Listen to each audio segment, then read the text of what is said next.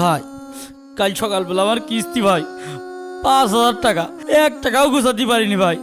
আপনি আমার একটু উপকার করেন ভাই, 5,000 টাকা দেন ভাই। হ্যাঁ বুঝেছি, টাকা পয়সা গুছাতে না পারলি মানুষ আমার কাছে আসে। কাল সকালে একজন সাক্ষী নিয়ে চলে আসিস, যা।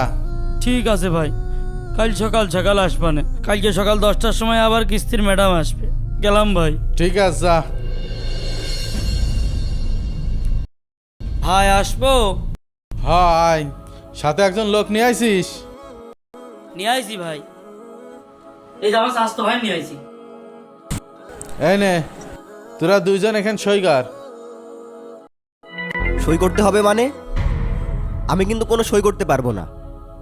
ওরে কে সই করবি না কা? তুই সই না করলে আমার টাকা দেবে না নে, একটু পর আবার কিস্তি। তোর কিস্তি থাক আর যাই থাক, আমি ওই খাতায় সই করে নবীর অভিশাপ নিয়ে কবরে যেতে পারবো না ভাই। কে তোর অভিশাপ দেবে কা? তোরারও সোয়াব হবে না, তুই আমার উপকার করছিস না। শোন, মহানবী সাল্লাল্লাহু আলাইহি সাল্লাম 4 শ্রেণীর মানুষকে অভিশাপ দিয়েছেন। 1, যে ব্যক্তি সুদ খায়। 2, যে ব্যক্তি সুদ দেয়। 3, যে ব্যক্তি লিখে রাখে। 4, যে ব্যক্তি সাক্ষী থাকে।